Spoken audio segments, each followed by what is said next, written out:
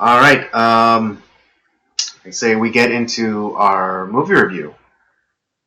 And, yeah, let's do it. Wrap this up. Sounds like a plan to me.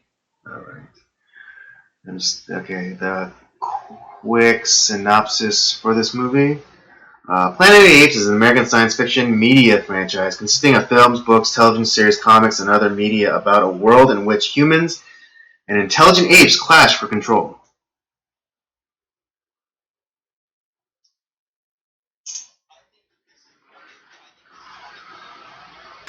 I wouldn't say forgotten franchise. That's but a lot of Star Wars gets talked about a lot more. Star Trek, Indiana Jones, Back to the Future. Mm-hmm. Those are some of the really famous science fiction action type of movie franchises that get talked about a lot, right? Uh-huh. Planet of the Apes to me, I think is should definitely be in the mix. Because you have this is the one that we're talking about is the very first one from 1968. It spanned into four other films in that era, and then you have the I always kind of put the Mark Wahlberg one. I kind of put that one away, and then you have the three newer ones, which are kind of technically prequels. Which with right, but I think they do more to broaden the mythology of Planet of the Apes. Yeah, and I think this is one of the great franchises. Because honestly, none of the movies are really bad. There's some that are better than others for sure. But I love this franchise so much. Let me give one more synopsis because I actually found the synopsis for the 1968 movie. Really quickly. Complex sociological themes run through the science fiction classic about three astronauts marooned on a futuristic planet where apes rule and humans are slaves. The stunned trio discovers that these highly intellectual simians can both walk upright and talk. They even establish a class system and a political structure. The astronauts suddenly find themselves part of a devalued species, trapped and imprisoned by the apes. Oh, yeah, crazy! Rod Serling wrote the screenplay. That makes a lot of sense. That's probably why I like it so much. Yeah, Rod Serling was that guy was. He was an amazing writer. He was. He actually was. Let me just quickly reversing, talking about the later prequel, the later trilogy that came out in the 2000s.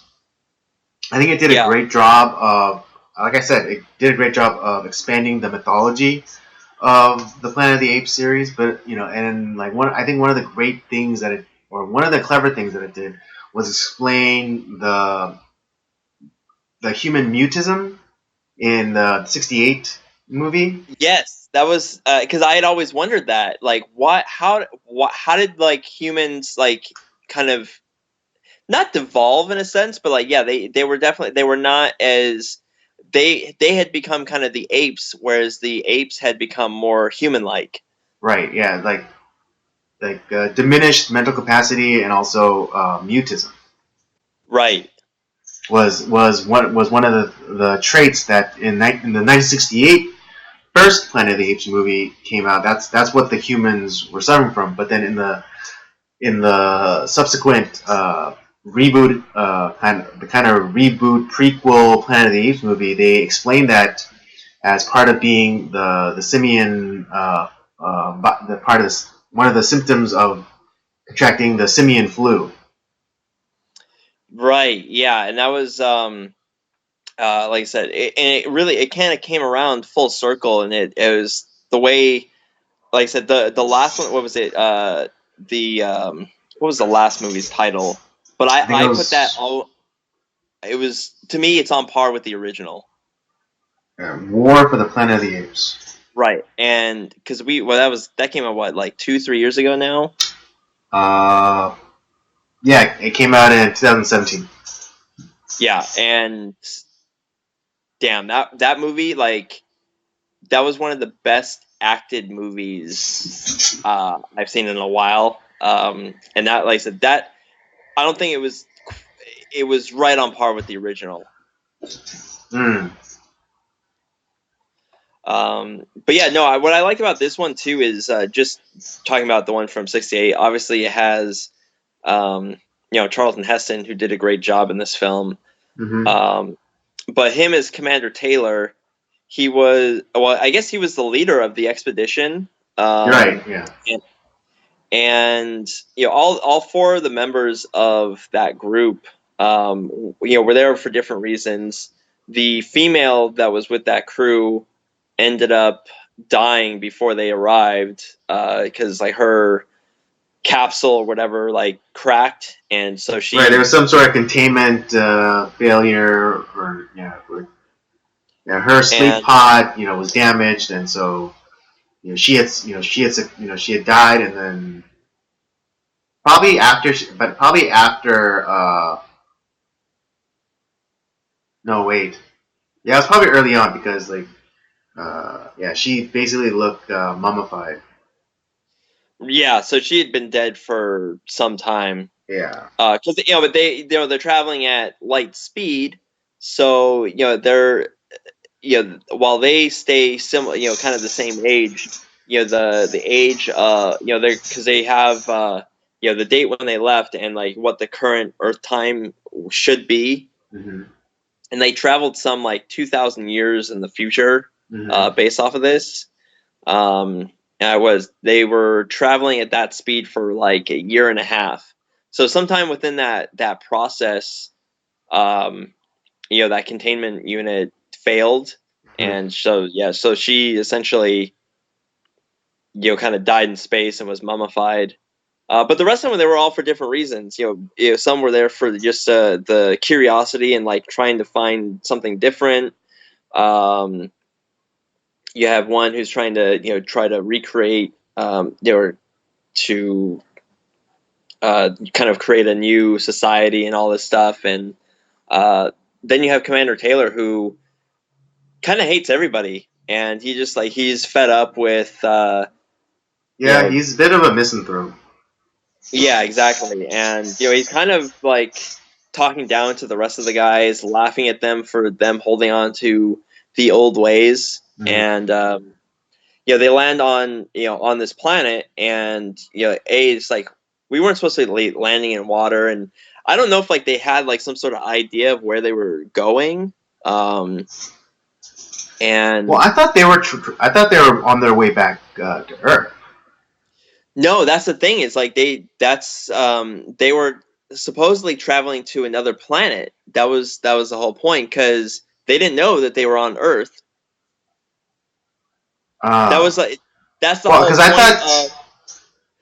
that's the whole point of like that the final scene is like, holy crap, we were on Earth all along. That was the big reveal. Like at the end, it's like, oh shit, like no, but yeah, I thought they were on their way back from like whatever mission they were supposed to accomplish. No, because they were looking for another Earth-like planet, yes. But here's the thing: is like because they were before they escaped the crashed ship, Mm-hmm. they tested like, is the air breathable? Because they thought they were on another planet. And so they never thought that they were on Earth. Okay. That was why like that ending scene was such a big deal, is because it was like they travel. Commander Taylor thought we traveled all this way, and he ended up right back where they started. And even then, like when they're at the end, they're towards the end when they're doing the archaeology, looking in that cave with all the archaeological stuff. They're meeting. They thought that there was like kind of like an alien human life that was there, and it's like, oh, this person had glasses and they had like human dolls, all this stuff, and but they thought that like the humans there were just like another they were humans, but they were like, you know, a kind of an alien life form.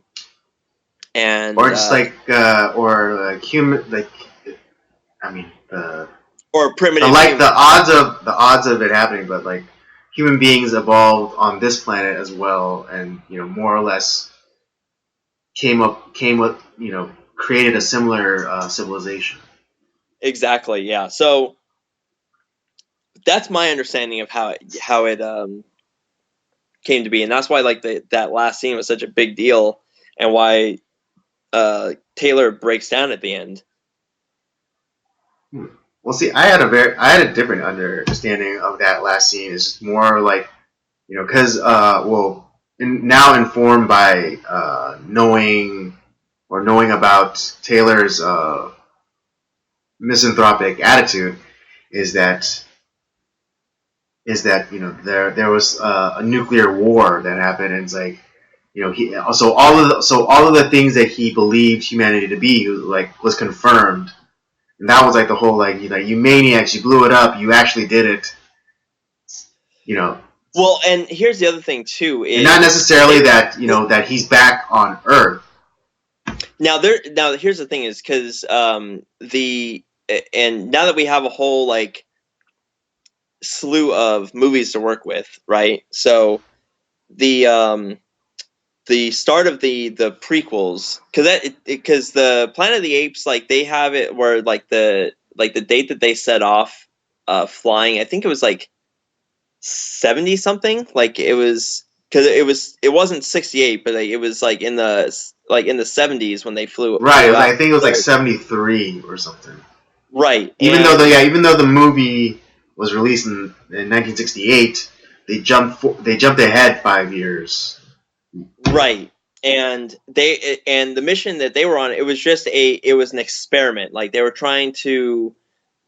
were doing an experiment for NASA, you know, which obviously, but would lead them to they were going to outlive everyone else on Earth to find this new society or whatever. And there's actually no, you know, because the first of the prequels doesn't start in 1975. It starts in, you know, many years after that, like, you know, some 20 or 30 years after the events. I mean, the first prequel movie was Rise of the Planet of the Apes, and it more or less happened in the same year that the movie released. So it was set relatively in the same year as when the movie released. Right. So Commander Taylor had been gone for 30 years, and Commander Taylor and his team had been gone for 30 years before that. So the fact that, and because we... Oh, no, actually they weren't. They weren't, because I remember there was a big deal, because there was a newspaper clip talking about that mission, and like how they were just about to take off. And then it wasn't until like the first cases of the simian flu were revealed, and then there was like another report, like there was like the headline where it was like, you know, simian flu outbreak, but then like claims like, you know X amount of people, and then kind of, you know, on below the fold there was like shuttle mission disappears, or, you know, is missing off the radar. But but still, it wasn't. They weren't sent out because of the simian flu. They were sent out just for. It was, right. But I'm not. But it's not that they. It's not as though, I don't think it was necessarily that they were already in space for that long. So that's like a weird. That's a weird kind of. That's a weird, I think, inconsistency. Yeah, maybe they fudged with the dates a little bit, you know, between the original and Rise of the Planet of the Apes. Mm-hmm. But the point is that they weren't like fleeing the planet for just, you know, because of the simian flu or whatever. Okay, fair point. They were already gone by the time that, like, before this stuff happened. Fair point. And so they were doing space exploration essentially, and testing out, you know, the light speed travel. Okay.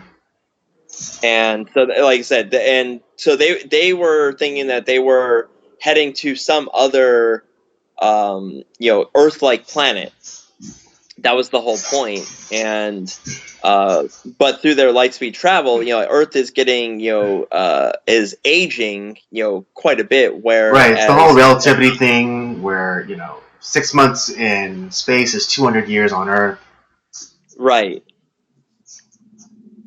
So yeah, because that's I think that's about when the movie starts and Taylor's like doing his log.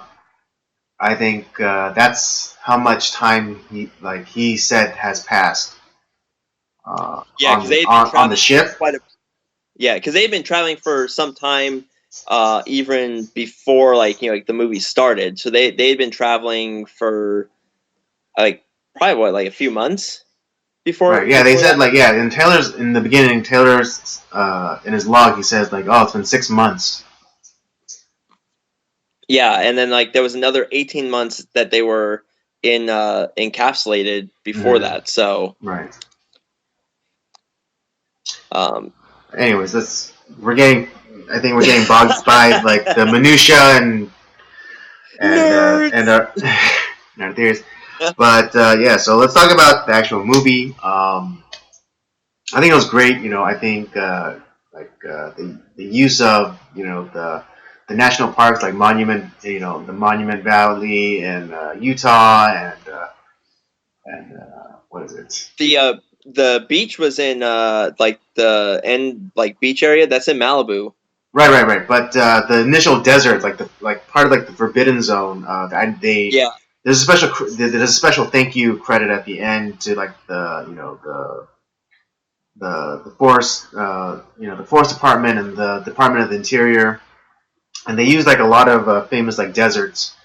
And it's funny because actually Westworld uses one of the locations. I think where they crashed, they crashed into the lake. Right. Okay. Yeah, Westworld in season 2 they used that same location. Oh, really? Okay. Yeah. But I think this is a really great movie. Just a lot of great a lot of great shots. I think it was shot very competently and first of all, I have to say, even for 1968, that costume design was fucking amazing. Yeah. I mean, both for the astronauts and the apes, and even the humans were there. It's kind of neo caveman design, but right. But here's the other thing too, because this movie you could see it as a couple of different important arguments that were, I think, going on around this time too. Is you have a lot of you could see the racial kind of aspect of it, thinking that humans are animals, what good and even though they have contradicting evidence of Commander Taylor, it's it's just some trick, and he's still he's still just an animal that's mimicking us, and not thinking of him as a person in a sense. You have the idea, even among the ape societies, because you have the orangutans who are kind of the ruling class, the the faith and science leaders.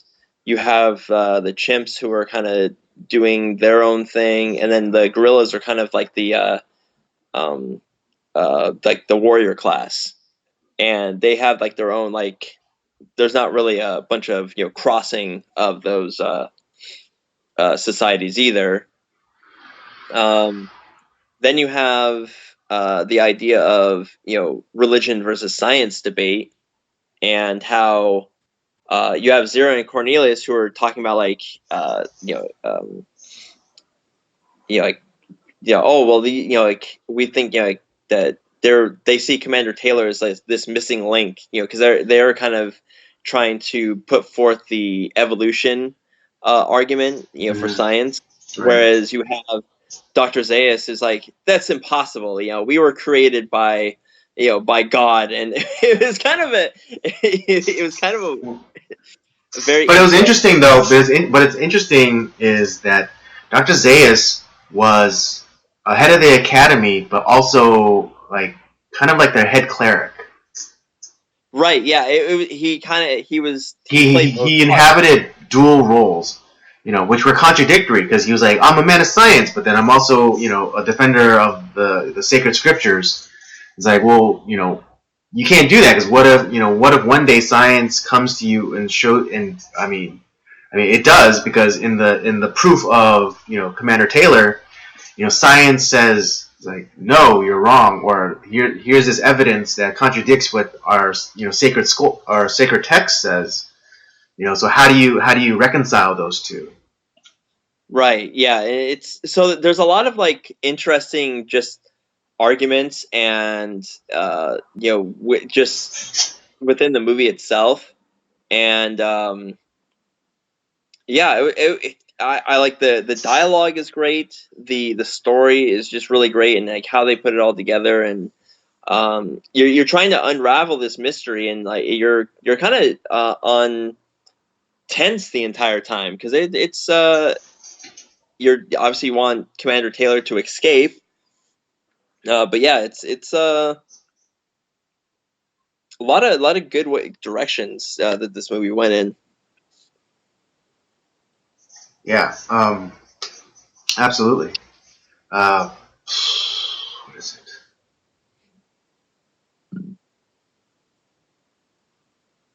Yeah. Oh, I couldn't help but uh, make some or find some links to today and how like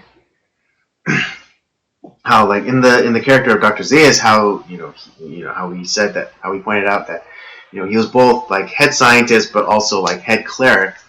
And nowadays, people, the new religion is science. And they said Right. like, and it's kind of like, yeah, I mean, they even say something. They even say like, oh, the science is settled. Apes came first. Um, Right. and Yeah. so, and like you kind of have, and then you can kind of like dovetail that or parallel that with our own society, where it's like, especially with like, the way people brandish science now, they, like the way they cling on to like their science textbooks is the same way that people used to cling on to their Bibles. And they have like this, and they have like the same utterances, especially specifically about climate change. It's like, well, the science is settled.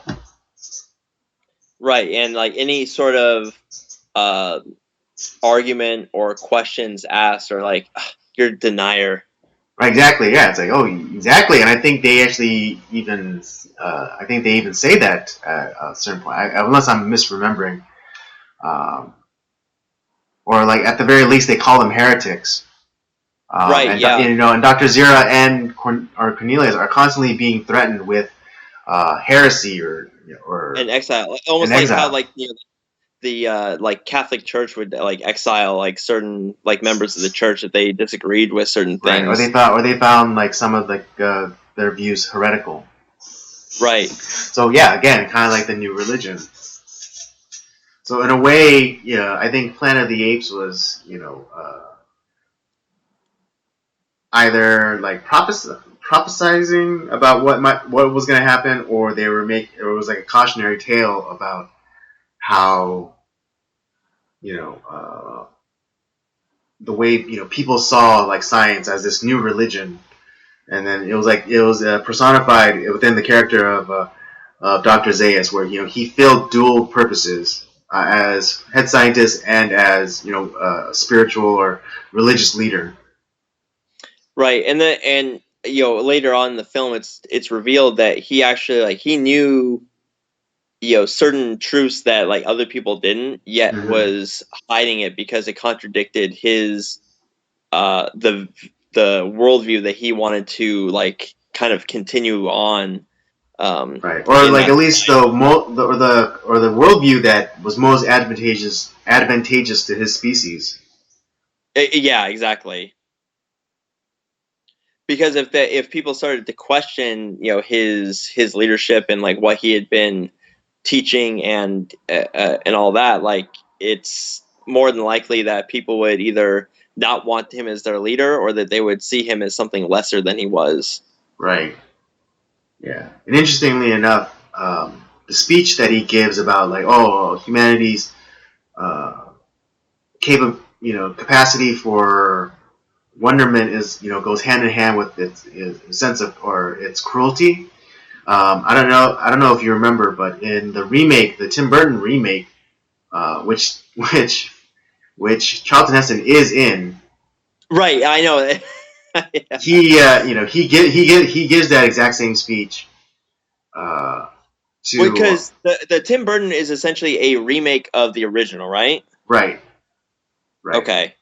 But yeah, but I think in some ways, Tim Burton did improve on certain things, and I think one of them is that speech, and it's being told from a father to a son because the father actually knows like the secrets, and I think it's delivered more powerfully. I see. Okay. Yeah. Not to take away from like the original, but I don't know. I think Like, so maybe Tim Burton was a fan. Obviously, I mean, obviously he's probably a fan of yeah. Planet of the Apes. But like he says, like one thing I would change is this part. I want to add a little bit more to this part. Mm-hmm. Right. I think well, not to talk too much about the remake, but I think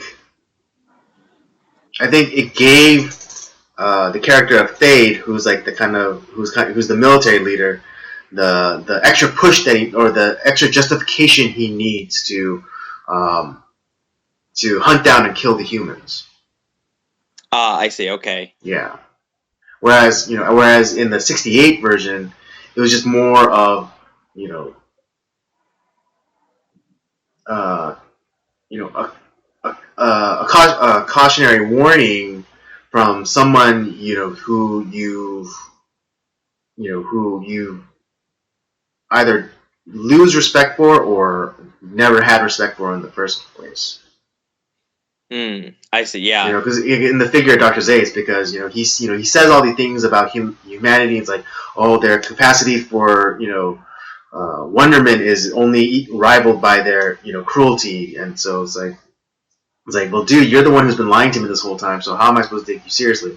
As opposed to in the remake, where it was it was the last words of a dying father to his son, warning him about humanity. They create these, they create marvels, but but it also goes hand in hand with their cruelty. And it's like we have to kill all the humans, and it's like Right. it's the spur that or the justification that the Thade character needs to hunt down and kill all the humans.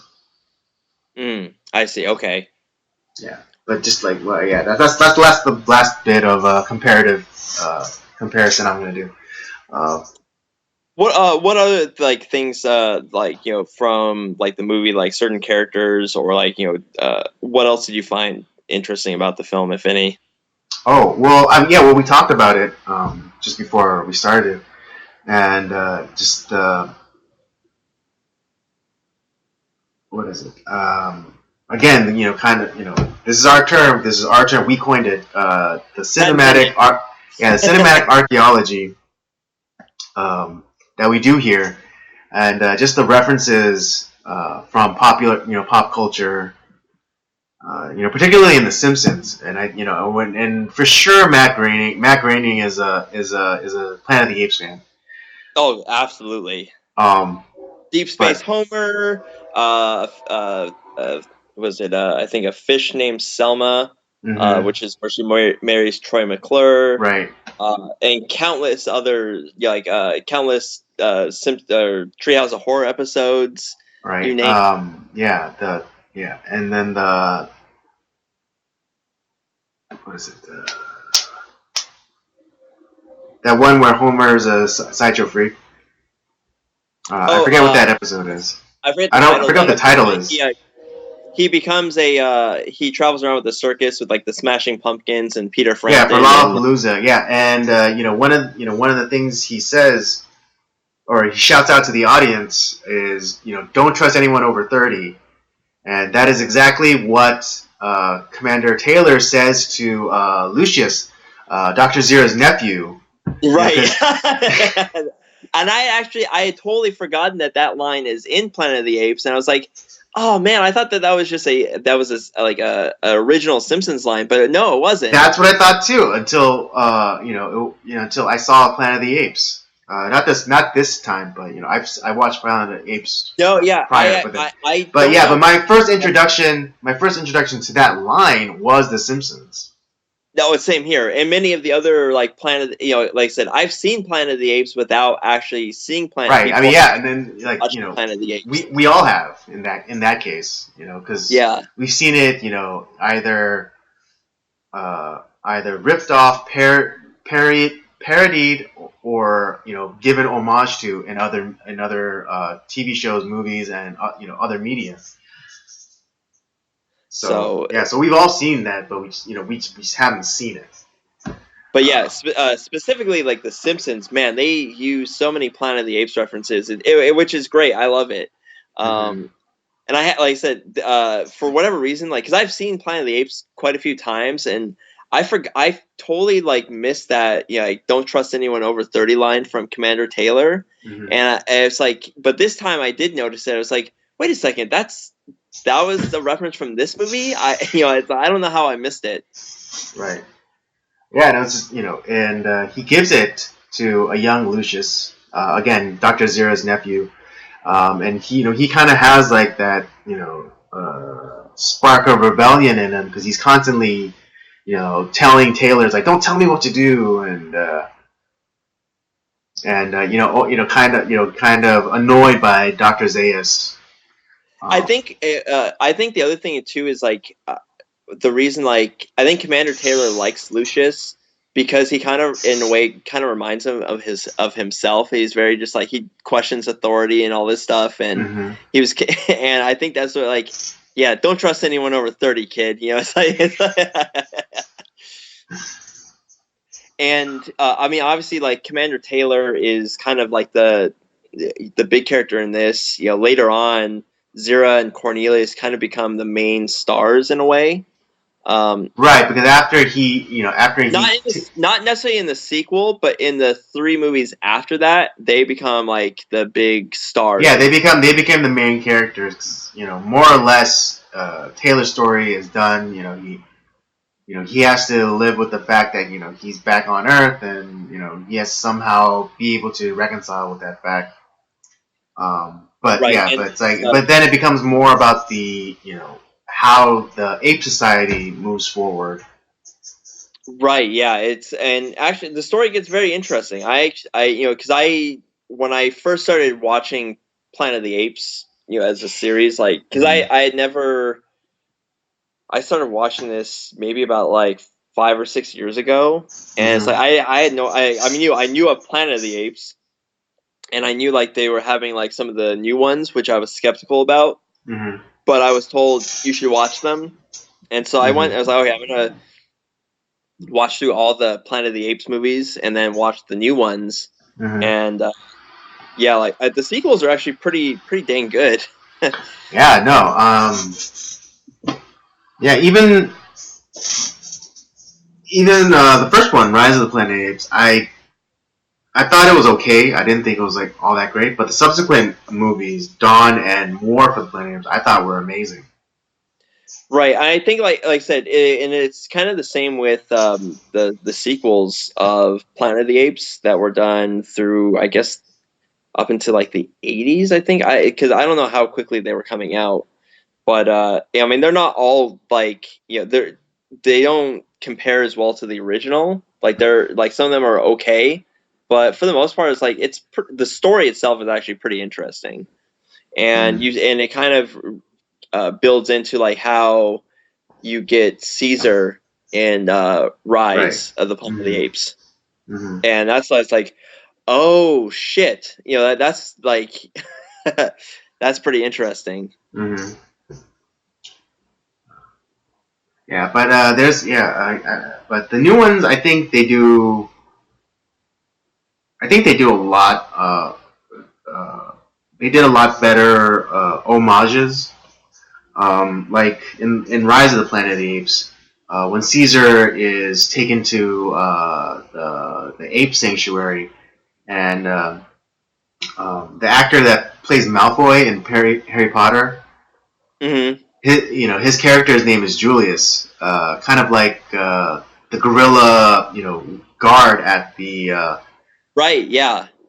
and yeah, where there's that, and then in War for the Planet of the Apes, there's a young girl, who I think is starting to succumb to the simian flu because she can't talk, but the apes give her the name Nova because she had that's right. Yeah.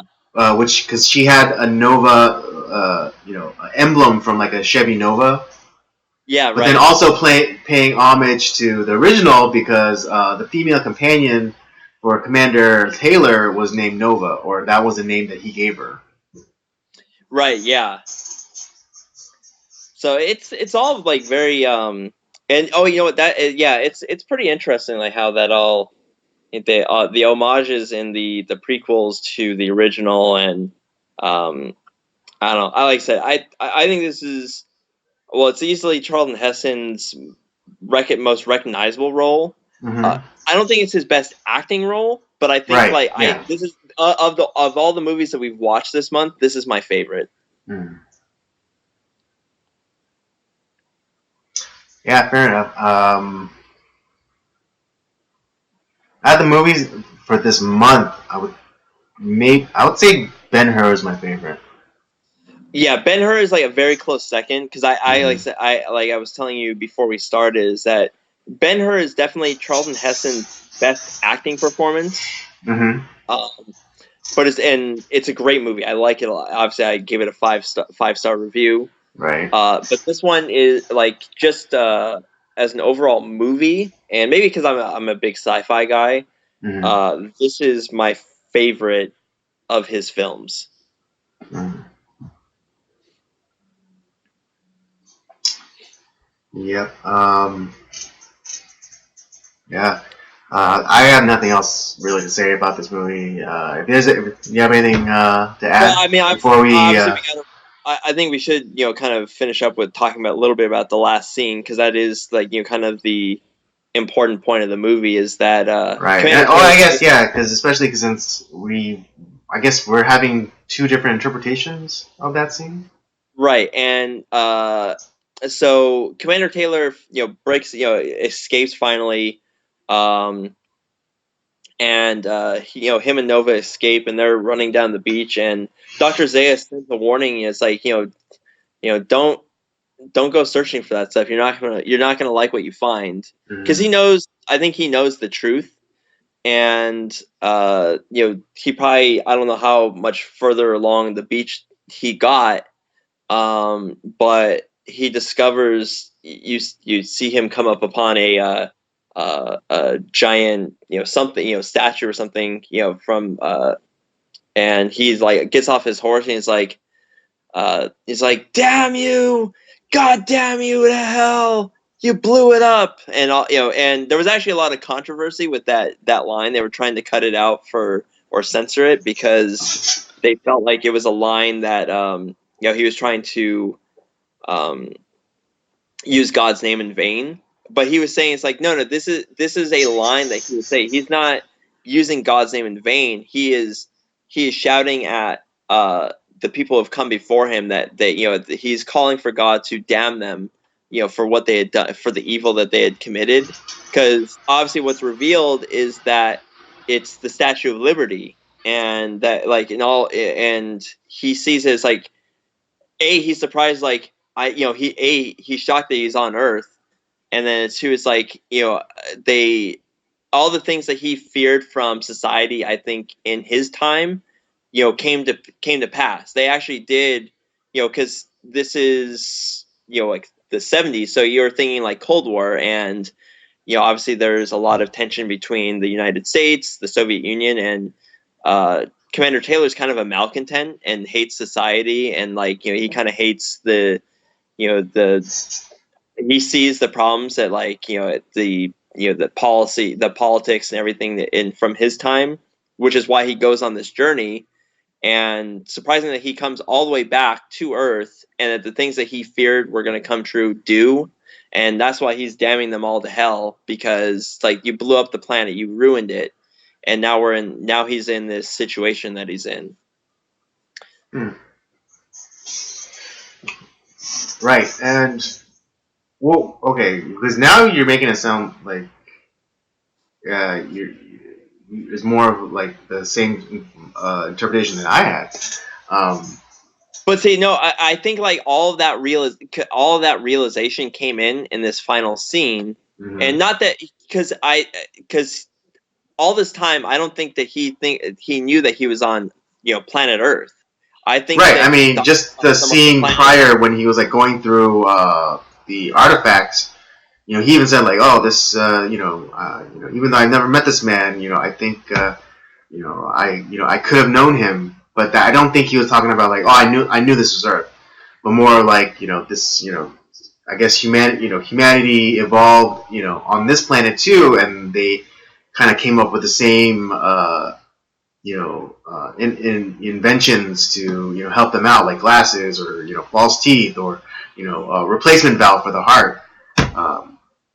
Well, and that's in part of the reason also too why I'm going based off of what I see from the film, but then you even have like some of the references to Planet of the Apes, especially in The Simpsons, where in the episode Deep Space Homer, when it's like he's talking about like space travel and stuff, it's like, hopefully we don't end up on that horrible Planet of the Apes. Wait a second, Statue of Liberty. Wait, that was our planet, and he starts, doing the whole Commander Taylor line, on stage, right. And it's like, and so even like the references are showing that like it was that was the shocking moment where it's like he realized that he had come all the way back to Earth, despite obviously it was 2,500 some years in the future.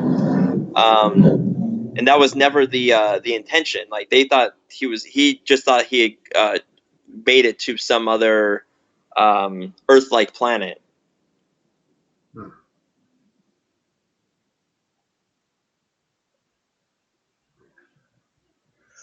Okay. Yeah, but still, my interpretation was completely different. Was that, because he was, this misanthropic kind of person and a malcontent, and he didn't like anything, um, about the society that he left. But coming face to face with the realization that he was back onto that planet, I think. What is it? I think the other part too is like you look at it even from the beginning, like why Commander Taylor is kind of acting like an asshole towards his the other people in his crew. It's like he's laughing at the guy at was it Landon when he's placing the flag in memory of the female astronaut, and the reason is like not only are we not in the same, like all those people are dead, but we're not even on the same planet. And so he's kind of like laughing. It's like, why are you holding on to this stuff anymore? Like it doesn't matter. We're on. Right, but I think but with the realization that that it was no longer that that everything he knew was. I mean, I think I think it's one of those things where you're like the him like theoretically knowing that it was gone and actually knowing that it was gone. I think it was like too much for him to bear, and that's why he had the reaction that he did. Not necessarily because he was back in the same place. He was back on Earth, but it's the realization that like it's like, man, like it's really gone. Like it's not a question of like it's likely gone, but now it's like for sure gone, and just like the shock of knowing that everything that he knew and or that he even though he loathed it was gone was just it was like such a huge shock that it was that it was in the moment just incomprehensible to him. Yeah, I see how you arrived at that idea. I'm not, and like I said, you could be right. I don't know. I'm just going based off of how I understood the movie. Right. Yeah. I'm just laying out my case I see. for Okay. my interpretation. I'm not saying that mine is right and yours is wrong. I'm just saying this is my interpretation. I see. I definitely see how you arrived at your idea, though. Mm. Right. But see, that's it. That's why I like movies like this, because now we can. That's a. It's something to discuss. Right. Yeah. All right then. All right then. Yeah. Let's give our reviews and let's give our ratings and wrap this up. Well, I already kind of gave it away a little bit, but this is a 5-star movie for me, personally. Because, like I said, I can't say that like I like this more than Ben-Hur, and then a movie that I gave a 5-star review for, and then not give this one 5 stars. So I got to go 5 stars. All right. You know what? I'm gonna agree with you. I'm gonna give this a 5-star. Yeah, as like I said, you look. The acting is great. The costume design is fantastic. Like I said, we have a couple different thoughts on like the ending, which I always think is like kind of good, because it's not like oh god, this is such a stupid ending. It's like you want to talk about it more and think about it. Right. And I mean, obviously, it's not like the Ryan Johnson school of thought where it's like I want 50% of people to hate it. I want 50% of the people to love it. Exactly. Like it's the dumbest. I hate that so much.